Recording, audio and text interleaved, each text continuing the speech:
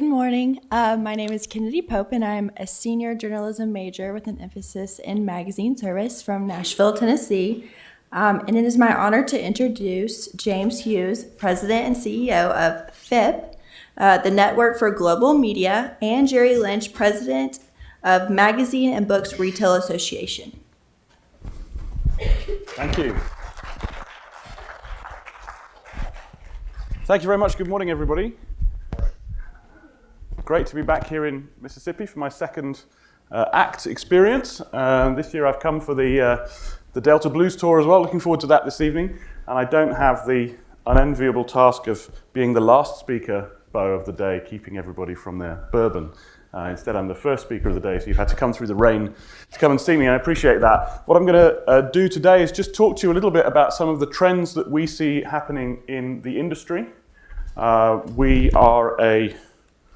Is this working? How do we click forward? Nope. Oh, helps if I turn it on.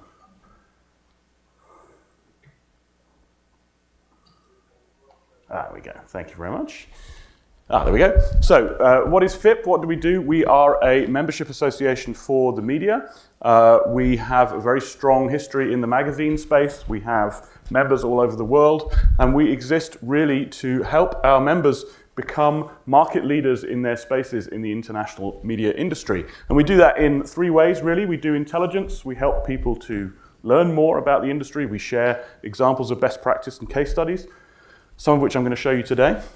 We help people to find solutions, particularly technology solutions. In the current media industry environment, it's very important that media companies are abreast of what's happening in the technology space. We help them to connect with technology partners who can improve their business. And we help them to find partners, usually international partners, to help them grow their business. And we're all really about growing the industry, whether that's growing the knowledge of the industry or growing the business itself, the economy of the industry. That is our core purpose. For students in the room, I would really recommend that you go and sign up to our newsletter. You can get to it at fipp.com. We do a daily and a weekly and a monthly and various frequency newsletters that will help you to keep abreast of what's happening in the international publishing space.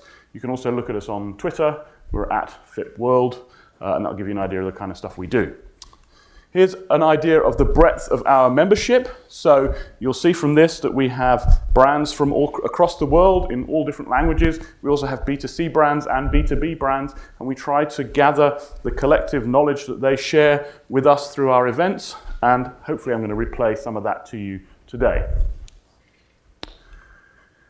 Just wanted to draw your attention to the two events that this is taken from. This is a kind of distilled, concentrated shot of the best stuff from our two big events. The first one is the FIPP Congress, the next edition of which is in November, just not far from here in Las Vegas. Hopefully we're going to do some kind of arrangement with the School of Journalism here with Samir to do a kind of group visit to the Congress for you guys. And if there's any industry folk in the room, would thoroughly recommend that if you like what you see today, you come along to the Congress and see it firsthand from the industry leaders that we get. We do get all the kind of big names in the industry to come to the Congress, so we will have the presidents and CEOs of the major magazine companies there from across the world, and you'll be able to hear their latest thinking on the industry. But what I really want to do today is just talk about, and I've got about 45 minutes, is just to talk about change, because that's really the biggest thing that's happening in our industry right now. Those of you who are journalism students will know, of course, that you always have to show your sources. So this is taken from a very good website called waitbutwhy.com, which runs completely contrary to what they say you should do with websites, in that they only post about 3 times a year, but when they do, it's about 50,000 words, and it's usually full of good stuff. This is their take on how humans deal with change and how to think about change. If we're here in the present day, we tend to look back at the past and use that as our reference point for gauging what change is going to be like in the future, the red line. Now, we're pretty bad at that. Using the past as a guide is a really bad way at the moment to project future growth.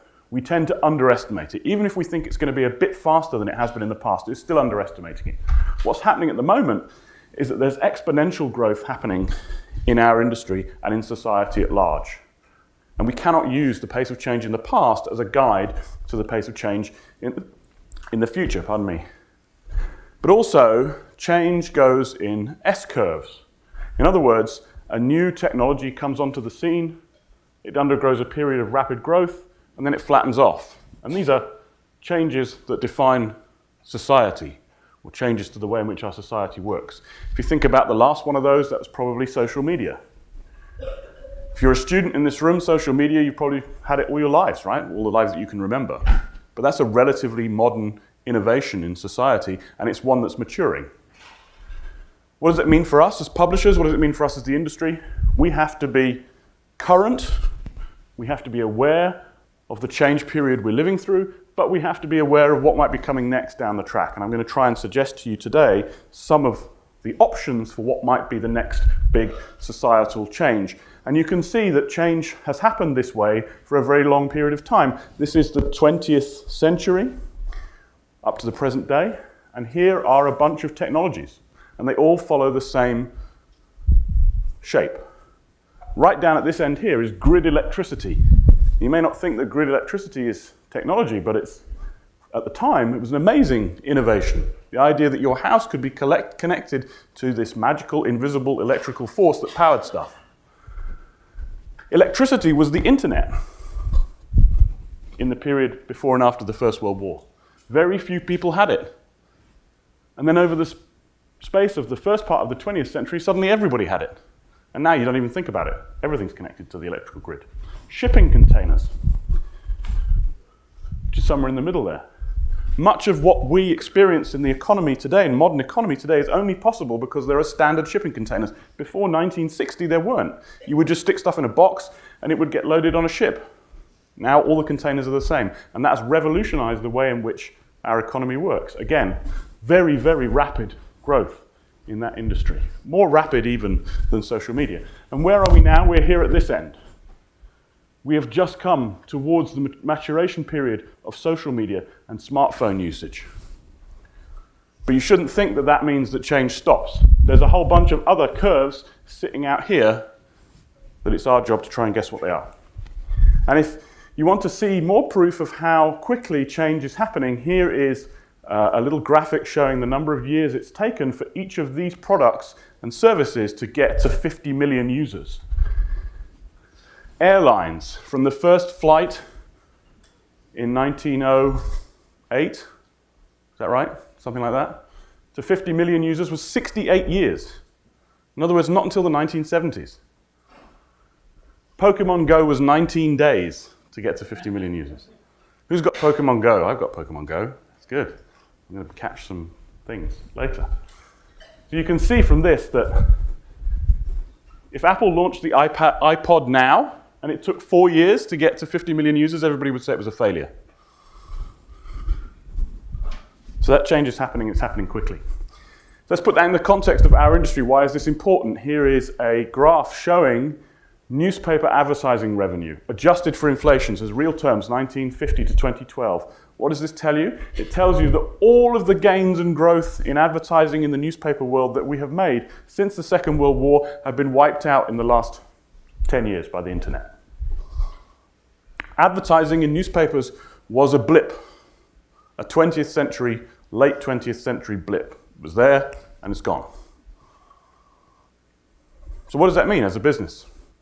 It means you can accept it, go out of business, or you can change your business and adapt for the future. We work with a partner called Innovation Media Consulting. We produce a book every year on innovation in media. And for this year, we focused on the new business models that publishers need to adapt to be successful in the modern world, in this knowledge economy we live in. We're suggesting that you need to have 3 or 4 revenue streams from this list if you want to be successful and risk-proof in the 21st century. Very quickly, I will run through what they are. Paid content, right at the very top of the list, the most important one. When the internet came along, what did our industry do? We did the stupidest possible thing that you could imagine. We gave everything away for free.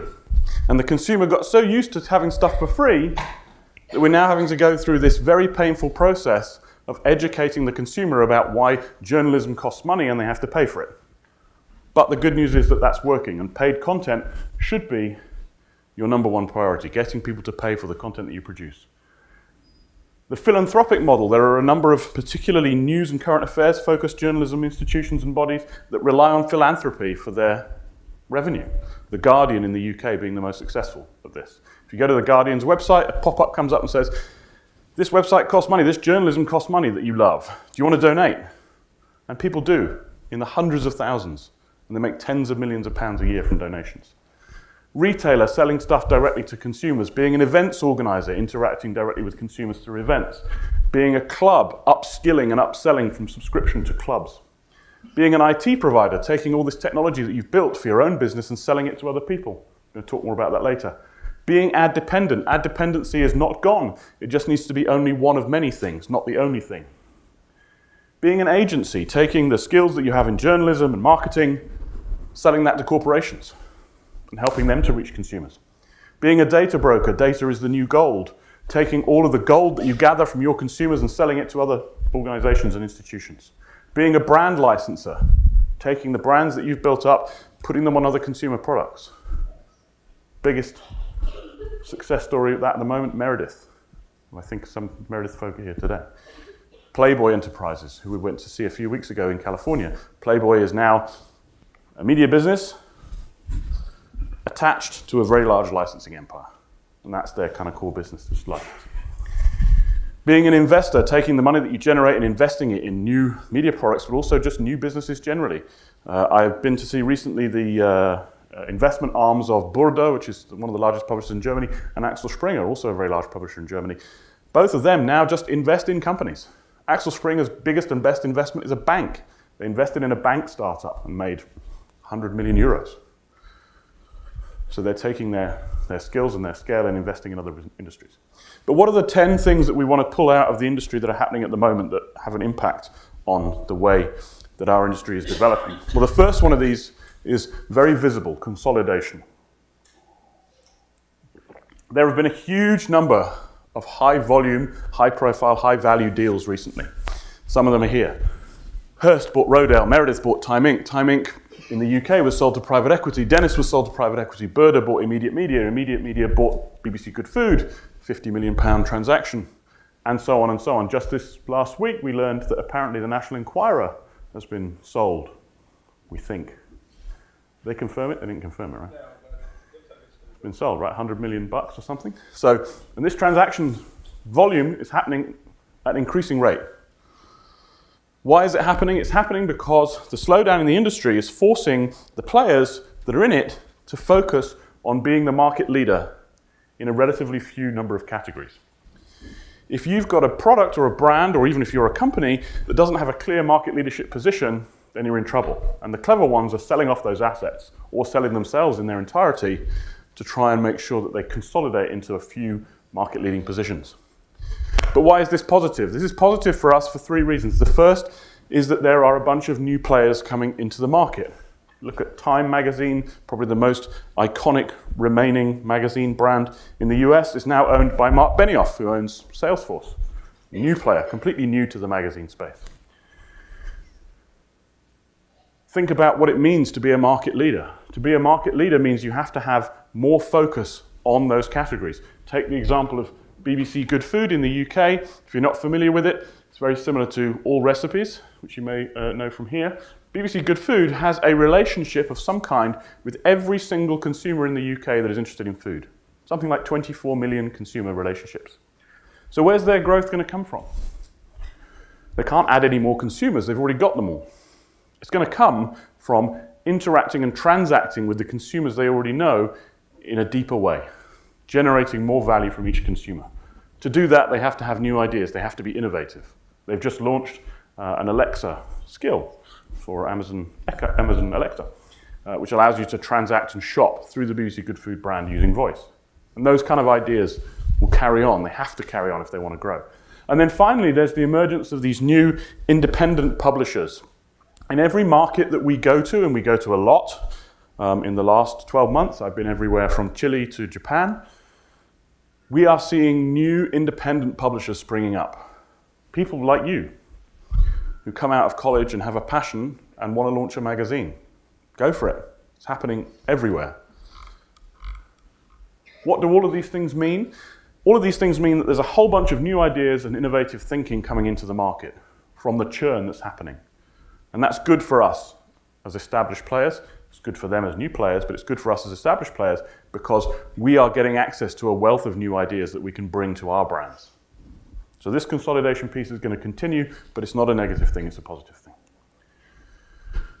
Secondly, I said it was the most important business model for publishers to adopt, and I just want to talk about it in a bit more detail, paid content and reader revenue. A couple of really important points here. Readers are becoming savvy. Readers are becoming savvy about how the media industry works. They understand that advertising doesn't pay the bills anymore. They understand that as consumers, they have to pay for the content that they are consuming. And they're doing it already, right, with Netflix, stuff like Spotify, stuff like that. That is content that they're paying for. The Economist, always at the forefront of this kind of stuff. We now charge the same for a digital subscription as for a print subscription on the grounds that you are paying for the content and not the format. Well, duh. Took us 25 years to work that out. How stupid are we? You know, do you remember those people who've been in the industry a long time when we first did all this stuff? Oh, well, we should charge different for the digital and because it's, you know, no, the Economist just went, no. People are paying for the Economist. If they buy the Economist, it costs this. End of story. And crucially, and there's some key words in here, if it is valued, if it is unique, if it is something you can't get anywhere else, and if it speaks to their passions, makes them smarter, gives them advantages, and entertains them, readers should pay for it. Again, duh. Took us 25 years to work that out as well. The good news is that we, as an industry, have always been good at doing this, right? We just forgot that we were. We've always had subscriptions. We've had them for 100 years. And we had many millions of people as subscribers. But suddenly when you put the word digital in front of the word subscriptions, everybody loses their mind and thinks they can't do it. Now, admittedly, the skill set is different. The technology skill set is very different, but the mentality is not different. Creating that one-to-one engaging relationship with the subscriber, and it's absolutely crucial. There are two other aspects to this as well about engaging and transacting directly with your readers, and that is e-commerce and events. If you have a focused, engaged audience, you should transact with them. And the crucial point here is that you need to make that transactional relationship seamless. How many people in this room in the last 12 months have bought something from Amazon? Put your hand up. How many people in the last 12 months have bought something from a magazine website? Nobody. One. Two, maybe. Why? What's Amazon's biggest advantage? What's the single piece of technology that they have that makes them successful? It's not the website. If you go to them and ask them about their tech stack, they'll tell you it's shit. They hate it. They'd rather replace all their technology because it's old. The thing that makes, sorry, who said that? Free shipping? No. One click. One click. Because when you press one click, what happens? 6 hours later, a package arrives at your doorstep with the stuff you ordered. Right?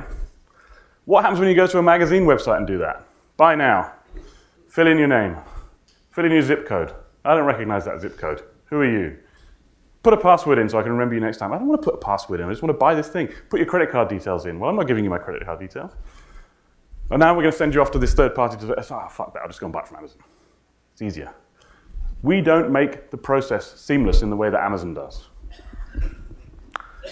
Events, the last one here. Events is a fantastic revenue generator. It's a great way to build brand loyalty and subscriptions, and it's a really great platform for advertisers. It's one of the fastest growing areas of revenue for our publisher members, and it really is a great way to interact directly with consumers. And if you want to see some positive news about digital subscriptions and the possibilities that exist with that, we do an annual report on digital subscriptions. This is the 2019 edition. You can download it for free from FIPP.com. You just need to give us your details. We survey the whole of the market and we try to capture all of the volumes and all of the pricing that we find around digital subscriptions. Download the report, don't take a picture. I'll share the slides at the end, by the way, so you can have them. But what this tells you is that for some of the big players, the volumes now are significant. The New York Times, when we produced this report, they're now doing more than this, 3.3 million active digital subscribers paying at least $2 a week, and some of them paying more. That is hundreds of millions of dollars of annual revenue. The Journal, the Washington Post, the Financial Times, the Guardian, boom, boom, boom, boom, and so on and so on. And further down in this list, you will find that there are an enormous range of markets now represented in the digital subscription space. Argentina and France and China, and places that you wouldn't expect there to be a digital subscription ecosystem. It is happening everywhere. But a note of caution, if you look on that list, what's missing from that list? Consumer lifestyle magazines, exactly. So before we get too excited, there isn't yet an example of a successful digital subscription business that we can find for a consumer lifestyle business. Now, thankfully, Condé Nast have done this for us and have taken the plunge and put all of their magazines behind paywalls as of this year. So we will start to get data from them over the course of the next 12 months that will allow us to gauge the propensity of consumers in this space to pay for content. We hope that it's the same as in the news space, where in the news space, if you're not charging for content online, you're not in the game anymore. And you can see, this is the New York Times, the impact that this can have on your revenue profile if you get it right. And the New York Times obviously is the best example of this, but it's worth looking at. This is taken from their digital report that they did a few years ago. In the year 2000, 70% of their revenue came from print advertising. In the year 2015, 54% of their revenue, the majority, now came from their circulation business, their print and digital circulation business. Now, you have to take these numbers with a little bit of caution because they wrap up print and digital subscribers in funny ways. But nevertheless, what's the key message? The key message is that in the year 2000, the publisher of the New York Times woke up every morning worrying about his advertisers. Now he wakes up worrying about his readers. Which one of those is better? The readers. And that brings me on very neatly to advertising. The good or bad news, depending on what bit of the industry you work in, is that advertising has never been less important to the industry than it is today. And you have to think about what that means for your strategy. How do you integrate that with your user's experience? How do you make advertising beneficial and not intrusive? How do you use technology to deliver better results? And how can you make sure that you're not reliant solely on advertising? Like the New York Times, if you wake up every day worrying about your advertisers, you're in trouble. A couple of points to pick out here. Native advertising. The native advertising bubble, it might be a bubble, but the growth story around native advertising is real.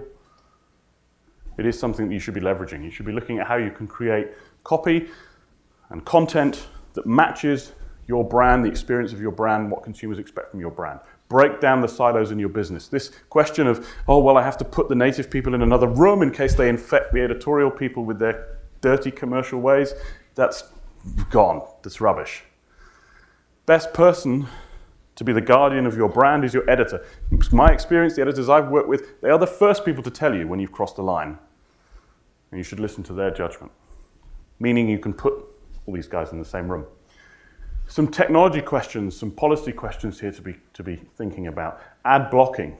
Ad blocking technology is increasingly being built in. The next iteration of Google Chrome will have ad block built in from the get-go. Apple is starting to build ad blocking technology into its devices. That means you need to have an approach to communicating with your customers that explains to them why it's important that they turn the blocker off. If you've got ad blocking software particularly on your desktop or on your phone, and you go to some websites now, you will get a pop-up that says, hey, we've noticed you've got a blocker. Advertising helps to pay for this site. Please could you turn it off? That kind of communication with a reader, respectful, trying to make them understand, is important. Because if you talk to them in the right way, they will turn it off. The numbers show that if you have a good strategy around this, it will work. And then just finally on advertising, ad fraud and transparency. Ad fraud is probably the single biggest financial issue facing the industry right now. We are losing many, many tens of billions of dollars a year to fraudsters. I'll come back to that one in a minute. This is from 2016, so it's a little bit old, but the data is still current. This is a survey of traffic on the internet. Only about half the traffic on the internet is real people. The other half is bits of code and software and bots, as they're called, that run around and do stuff. Less than half of those bots are good. Most of them are bad. And most of the bad ones are what's called impersonators. In other words, they're trying to pretend to be something that they are not. And in doing so, through the digital advertising, particularly the programmatic advertising network, they are scraping money out of the system.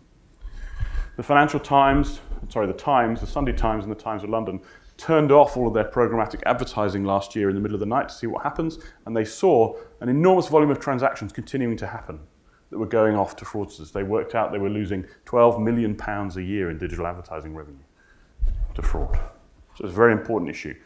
The Interactive Advertising Bureau, based in New York, are doing some great work on this. They have an initiative called the Trustworthy Accountability Group, which is trying to put some standards in place to have a trusted chain of suppliers in the digital ad space. And that's an initiative that as an industry we should be supporting.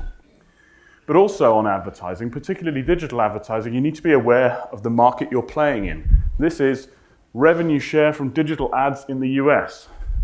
This swimming pool at the bottom here is Google, who take 30%, 38% of the market. The second swimming pool is Facebook, 22%. The third one is Amazon. Amazon is your fastest growing advertising competitor. They will be bigger than Facebook in a couple of years' time. They are putting advertising against everything, search results, product pages, their content through Amazon Prime.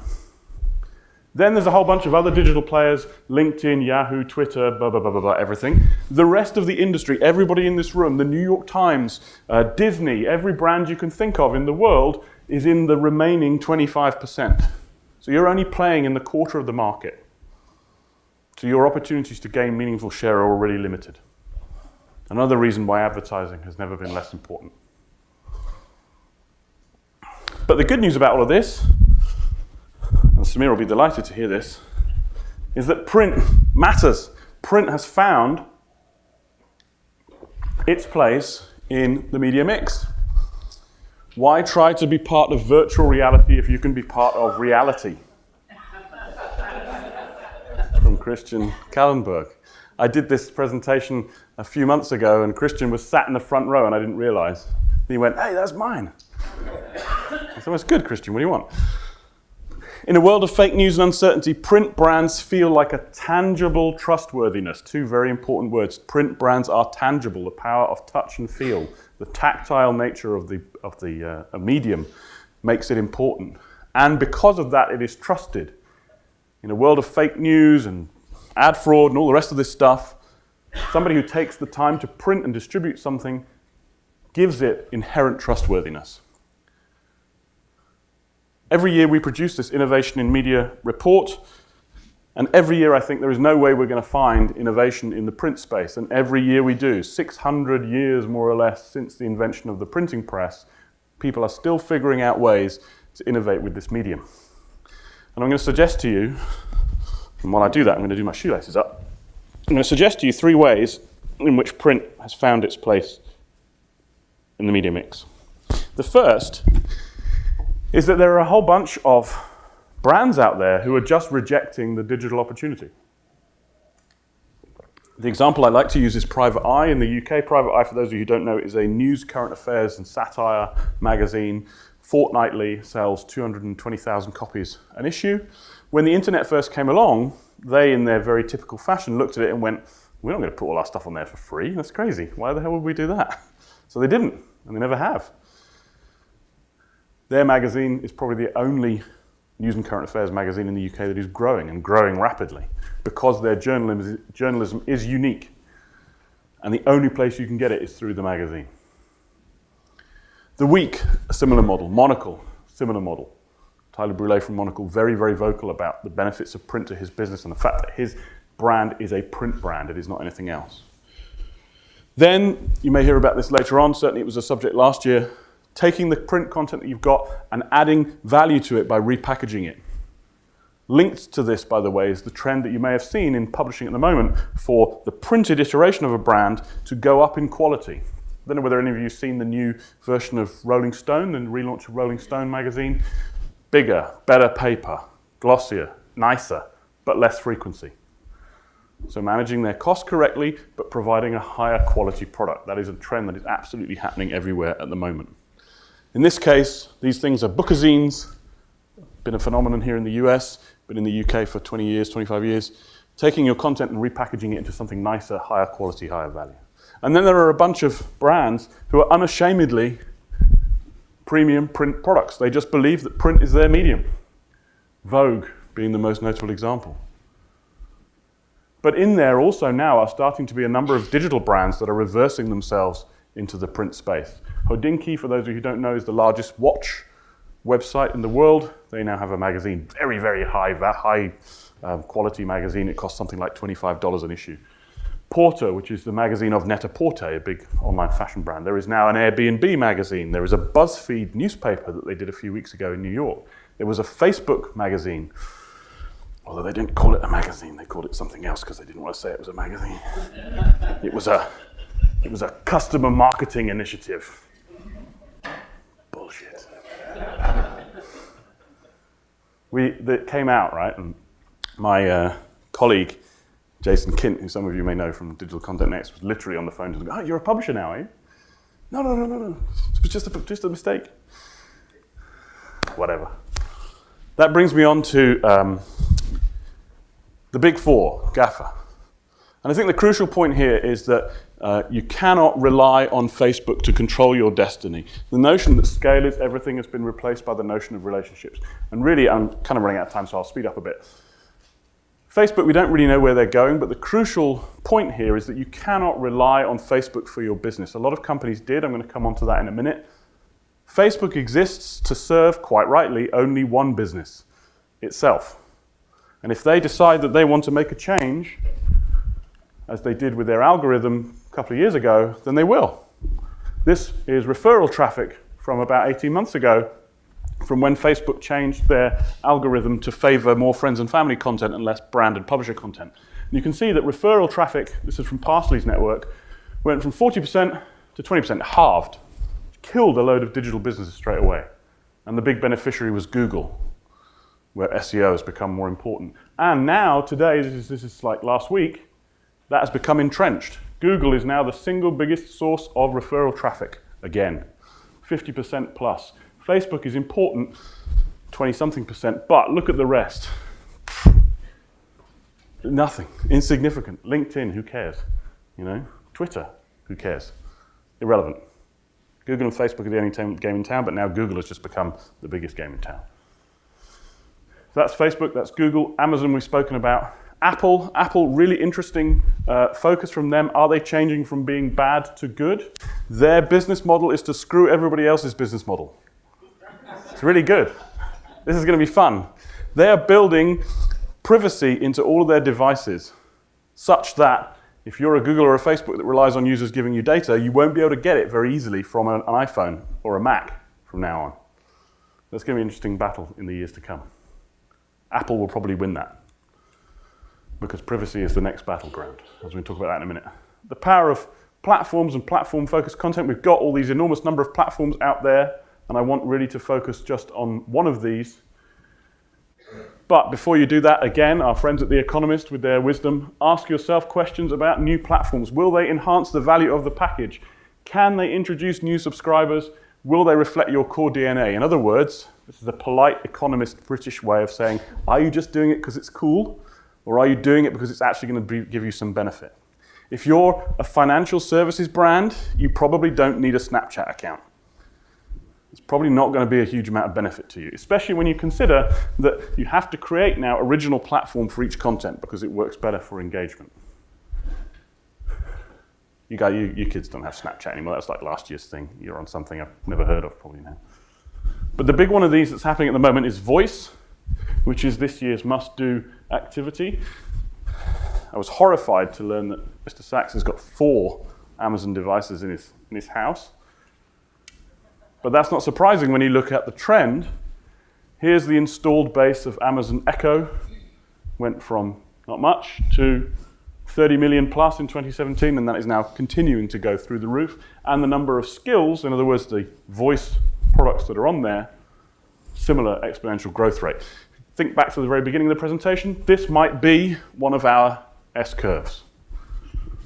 But, and a big but, I would put a caveat around this, which is to say that I think the average consumer buying these things doesn't understand what they bought. They think they've bought a cuddly friend that when they say, "Hey Alexa," it suddenly goes, "Oh, I'm listening." No. The damn thing is sitting there listening to you all day long, right? And I guarantee you the average guy in the street has no idea that that's what's happening. My prediction would be that within 18 months, you will see a big splash in somewhere like, it'll be a tabloid, it won't be a broadsheet. "Oh my God, did you know that these bastards are listening to you all the time?" And there'll be a huge backlash about this kind of stuff. And Amazon will be forced to kind of retrofit some kind of permissioning system to it. What we did, and publishers did this as well, and we've done it as consumers, when we get one of these things, there's that big long screen of terms and conditions, and we just go, "Yes, okay," and we don't read it.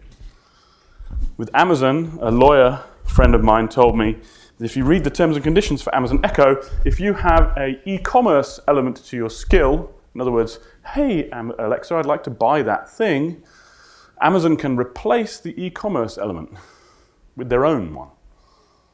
So there's a bunch of stuff in there that you need to be very, very careful of and very, very conscious of. You need to be sure about what you're signing up to.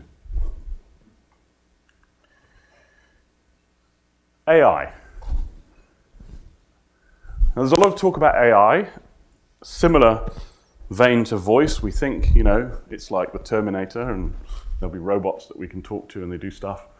But at the moment, the AI revolution seems to be focused around a lot more basic stuff, routine stuff, but doing it in a more efficient way. And we found these 5 usage cases: powering content recommendations, in other words, using a user's history to make better recommendations about things they could read in the future. In Scandinavia, we're starting to see newspapers that are editing their homepages or section pages using AI. Understanding user journeys, changing the marketing approach for dynamic paywalls. If you've been to the Washington Post site, you'll have seen this in action. It changes the offers it gives you based on your profile. Basic routine journalism.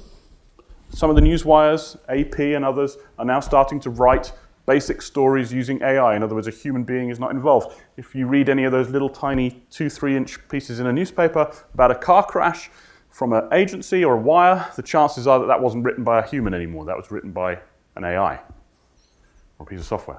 And crucially, translation. Somebody said to me the other day, really, really clever remark, which is that the operating system that used to sit in our desktops has now moved to our phones, and the next place it's going is in our ear. So if you have AirPods, which many of you do, those are little mini operating systems and computers. Within the next 2 years, they will be able to translate any language into any other language on the fly. That is what's happening at the moment in terms of AI-powered translation development. We have had, at one of our conferences recently, a Japanese delegation that sat there with their smartphones. As people are speaking, it's translating live into Japanese for them. Can you imagine the implications for our world, for our society, if we are all able to communicate with each other instantaneously and understand what we're saying? Incredible. What does it mean for you as an industry? Be smart in how you use it. Look at how you can start to commoditize dull and repetitive tasks, but just be aware of these things that are coming down the track around AI. The expectation, these are respondents who expect a big effect on their industry. The expectation is that in TMT, the industry we work in, there will be the biggest effect in 5 years of any of these industries. So this is something that is going to have a huge impact on us. A couple of new ones just to talk about very briefly, a couple of new debates that we haven't quite fleshed out yet that we're seeing. The first is technology, buy or build. There is a big divide emerging now between companies that want to own the technology chain and those that buy it in.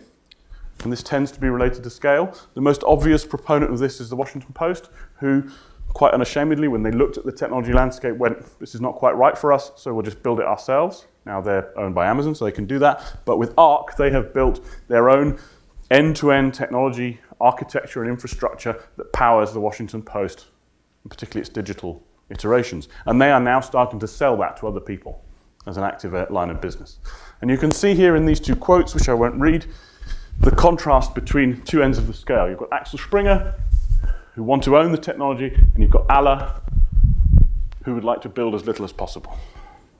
If you look at Axel Springer, this is how they think of the technology landscape.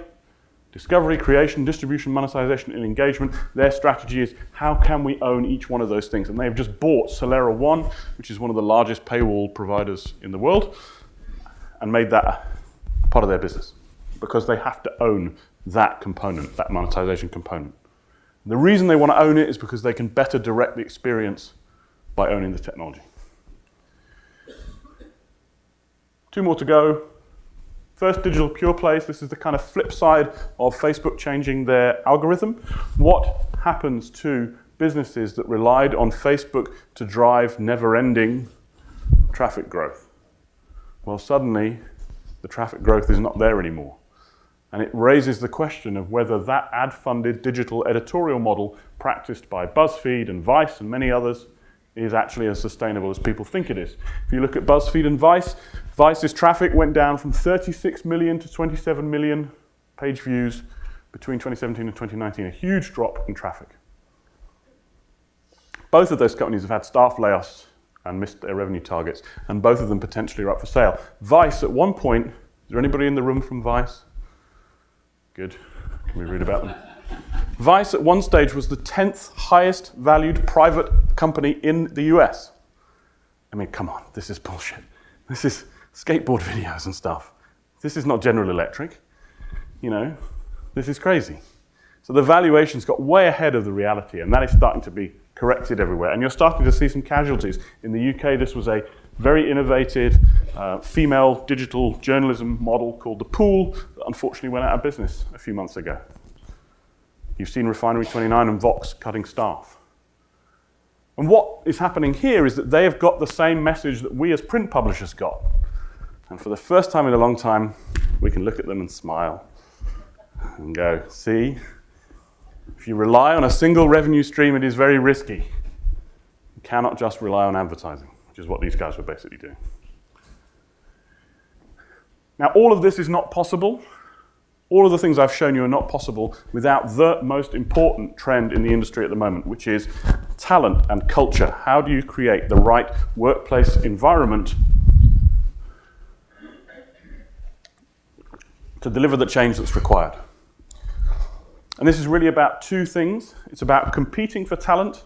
It's about retaining talent. Competing for talent means you guys out there who are students, when you leave, you've got a bunch of choices, a bunch of options about where you can go. And the work environment and the culture of the organization that you're going to is one of the most important factors in how you choose your future employer. If you've got an employer who's expecting you to put on a suit and a tie and turn up at 9 o'clock every day and sit in some boring office downtown in the middle of a city and stay there till 5 o'clock, versus a company that lets you work flexibly from home 3 days a week, has a nice office environment, maybe they're in a WeWork or something like that, which one are you going to choose? You're going to choose the one that has the work environment that suits you. And big legacy players have got to understand that creating that attractive environment is important. Because if you don't, if you're not agile, you won't be open to innovation. And similarly, on the question of retention, you've got to be committed to developing new skill sets to take advantage of the changes that we see in the industry. But probably the most important one of these is diversity. Diversity is not becoming, probably the single biggest issue in this question of talent and culture and creating the right workplace environment. Employers have to be committed, genuinely committed, to being diverse, to employing people regardless of background. Because if they don't, there is a moral imperative to do so, of course, but there is an economic imperative to do so. If you don't, you are turning yourself off from the new networks of talent, of culture, and of leadership that you're going to need to succeed in the 21st century. Company culture is going to develop with or without the participation of media execs from the South China Morning Post and from Prisma. Invest in people, not technology, because technology does not change a corporate culture. Those of you who have been in the world of work, sometimes for many years, will have had those dreadful, usually CEO-driven change programs that never work, ever, because it's driven from the top down. Change needs to be something that percolates through the organization and is driven by the people in the organization. So that's a very concentrated shot of all of the stuff that we have found in the last 12 months If you want to see more of it, if you want to hear from more speakers like that, then please do come along to the Congress. You can register at fippcongress.com. That's in November, just down the road here in Las Vegas. Thank you very much. If you want to follow me